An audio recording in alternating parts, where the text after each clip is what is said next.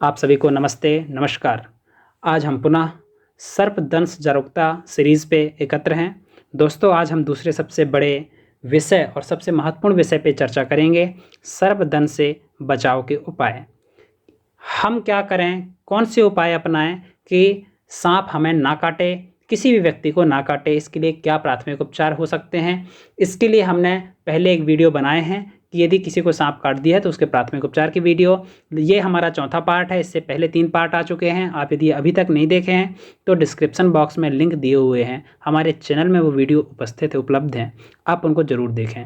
क्योंकि आप पहले के जो 3 वीडियो हैं उसको यदि मिस कर दिए, उसको यदि छोड़ दिए तो यह चौथा वीडियो आपके लिए उतना ज़्यादा महत्वपूर्ण कारगर साबित नहीं होगा। पहले 3 वीडियो को ज़रूर देखें। और एक और निवेदन है कि यदि अभी तक आपने हमारे चैनल को सब्सक्राइब नहीं किया है तो ज़रूर करिए। इस वीडियो को लास्ट में शेयर ज़रूर करिएगा, क्योंकि ज़्यादा से ज़्यादा लोगों तक हमारी ये बात पहुंचनी चाहिए, ज़्यादा से ज़्यादा लोगों की जान बचनी चाहिए। आइए हम शुरू करते हैं आज का ये कार्यक्रम। दोस्तों, जो भी मैं आज बताऊंगा ये बहुत सामान्य सी बातें होंगी, कोई बहुत ज़्यादा गंभीर या शिक्षाप्रद या वैज्ञानिक बात नहीं होगी। बहुत सामान्य सी बातें हैं, कुछ चीज़ें हैं, कुछ ट्रिक हैं, कुछ टेक्निक हैं जिनको हम अपना करके सर्पदंश से बच सकते हैं। तो सबसे पहला जो उपाय हमको अपनाना है वह है, हमें घर के आसपास की सफाई करनी है, घास नहीं बढ़ने देना है। यदि बढ़ जाते हैं तो बहुत सारे आजकल पेस्टिसाइड आ गए हैं, चूँकि मैं उसका समर्थक नहीं हूँ इसलिए मैं उनकी सुझाव नहीं दूंगा।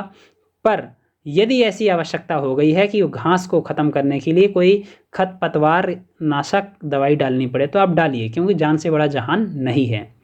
कोशिश करें कि घास जब बढ़ रही होती है पहली बरसात के साथ ही सफाई कर दें तो आप घास से मुक्ति पाएंगे। दोस्तों, ये सबसे पहला चीज़ है, कोई भी कचरा कूड़ा इकट्ठा ना होने दें, ये हमें विशेष ख्याल रखना है।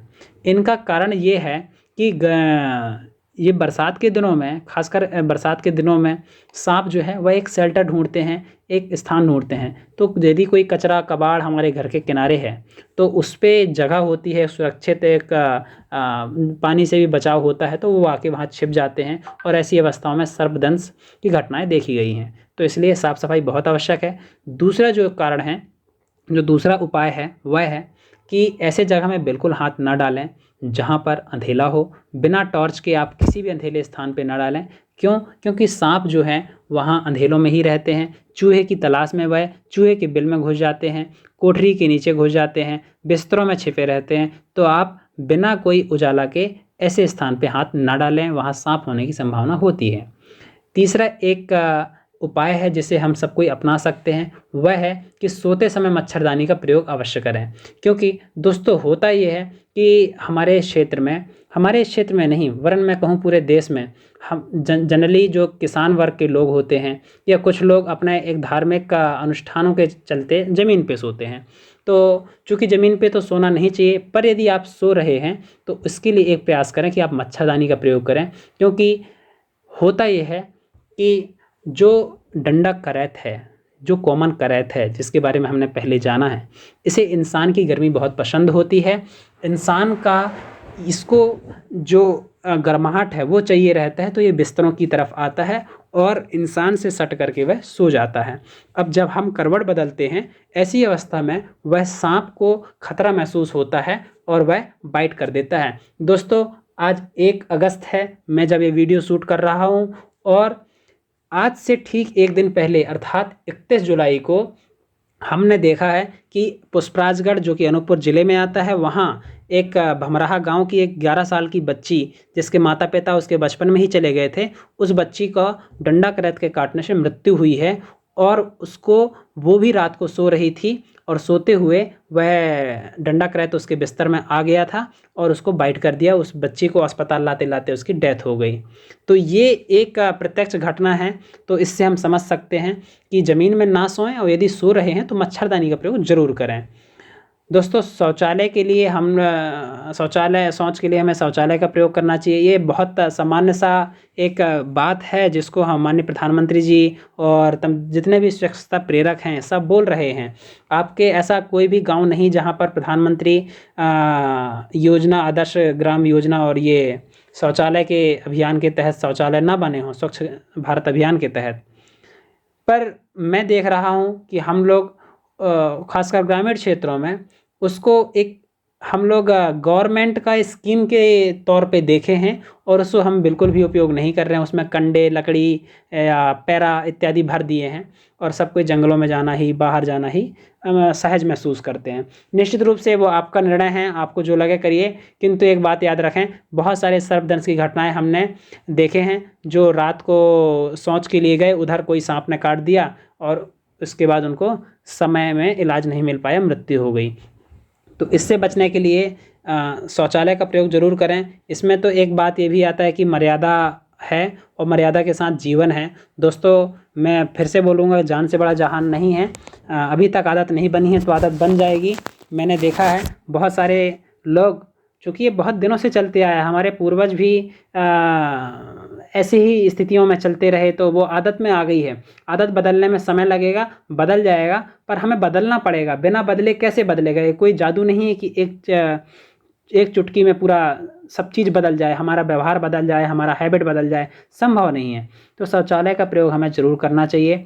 आगे दोस्तों, चूँकि ज़्यादातर किसान भाई मेरे इस वीडियो को देखते हैं, उन तक ये बात पहुँचती है, और होता ये है कि घरों में मुर्गियों को रखते हैं और या तो घर के बाजू में ही शेड उतार करके वहाँ बकरी को, गाय को रखते हैं। तो एक निवेदन है कि गौशाला को, बकरीशाला को या मुर्गी इत्यादि को अपने घर से दूर रखें, क्योंकि कई सांप, जिन्हें, जैसे कि हम कोबरा की बात करें, अजगर की बात करें, तो ये, इनको क्या होता है कि किसी को भोजन चाहिए, भोजन के विभिन्न प्रकार हो सकते हैं, तो ये अपने भोजन की तलाश में ऐसे जगहों में आते हैं और पता चला कि ये गौशाला में आए हैं या आपके बकरी के घर में आए हुए हैं और धीरे से अपने आपके घर में एंटर कर गए, फिर आपको नुकसान पहुंचा सकते हैं। तो जनरली हमें कोशिश करना चाहिए कि मुर्गी, बकरी, गाय इत्यादि को अपने घर से थोड़ा सा दूरी पे ज़रूर रखें। इसके बाद, जहाँ यदि हमारा गौशाला है या हमारा घर है, उसके चारों तरफ हम मिट्टी तेल, फिनाइल, ब्लीचिंग पाउडर इत्यादि का छिड़काव कर दें। इसके गंध से जनरली सांप नहीं आया करते हैं। सामान्य तौर पर यह देखा गया है कि यदि हम मिट्टी तेल या ब्लीचिंग पाउडर का छिड़काव करते हैं तो सांप इसके गंध को पसंद नहीं करते हैं, वो वहीं से वापस लौट जाते हैं। हमें करना ये होता है कि हम रुई का एक फोहा, जिसको एक गेंद कह सकते हैं आप, इस गेंद के रूप में रुई का फोहा कहते हैं, वो बना लेते हैं और उस घर के, उस गौशाला के चारों तरफ हम उसको थोड़ी थोड़ी दूर पे लटका देते हैं और हफ्ते में एक दिन उसमें मिट्टी तेल या फिनाइल, जो भी आप छिड़कना चाहें, उस पर छिड़क देते हैं। तो एक गंध बनी रहेगी, जिससे कोई भी जानवर, खास करके सांप इत्यादि, उस गौशाला में या घर में प्रवेश नहीं करेंगे। तो ये एक उपाय है। दोस्तों, एक और उपाय है जिसे मैं इस प्रेजेंटेशन में इंक्लूड नहीं किया हूँ, पर मैं आपको बता रहा हूँ कि खेती के लिए उपयोग किया जाने वाला एक दवाई होता है, जो जनरली आपको किसी भी कृषि दुकान में मिल जाएगा, जिसको कहते हैं 4-8 पाउडर। तो ये एक 4-8 पाउडर होता है, 4-8 दवाई होती है। आप 4-8 का छिड़काव करें।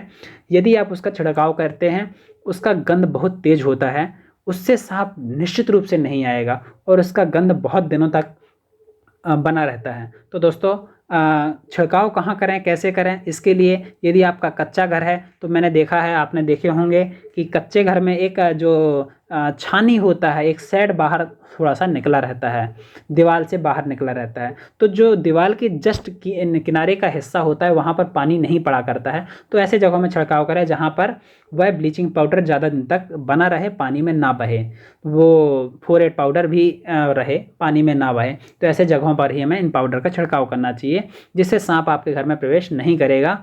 ये तो रहे घर की सुरक्षा के लिए। अब आप और हम बाहर जाते हैं, हम कुछ काम करते हुए सांप ने हमें काट दिया, उसके लिए एक उपाय है कि जनरली मैंने बहुत सारे लोगों को देखा है कि कंडा या लकड़ी निकालते समय, या तो फिर गौशाला में पैरा रखा हुआ है, भूसा रखा हुआ है, वो निकालते समय सांप काट देता है। तो दोस्तों, ये एक बहुत कॉमन मैंने समस्या देखी है कि लोग फसल काट रहे हैं, धान या गेहूं काट रहे हैं, उतना समय रसल्स वाइपर ने या 100 स्केल्ड वाइपर ने उनको बाइट कर दिया है।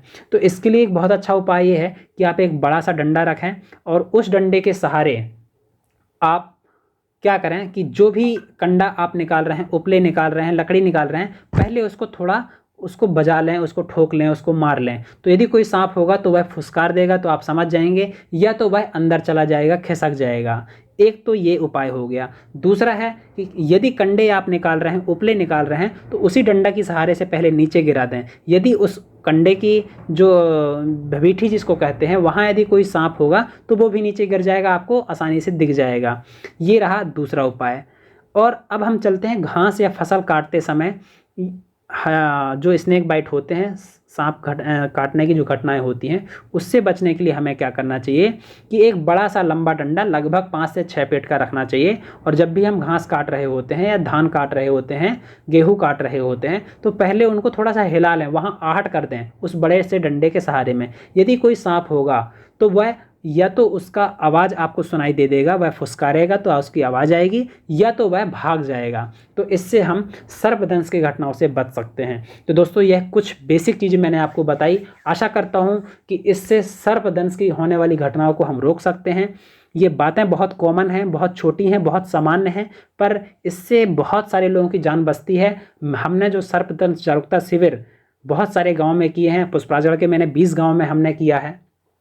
वहाँ पर सर्पदंश जागरूकता की घटनाएं बहुत ज़्यादा होती थी, और आज के समय में विगत 2 वर्षों से वहाँ सर्पदंश की घटनाएं बिल्कुल भी नहीं हो रही हैं, और सर्पदंश से मृत्यु अभी तक एक भी रिकॉर्ड नहीं की गई हैं। तो दोस्तों ये बहुत ज़्यादा फायदेमंद है, आप ये वीडियो को पुनः देखें, और यदि पहले वीडियो नहीं देखें तो पहले के जो 3 वीडियो हैं उनको भी देखें। बहुत ज़्यादा आपको सूचना मिलेगी, जानकारी मिलेगी और ज्ञान मिलेगा।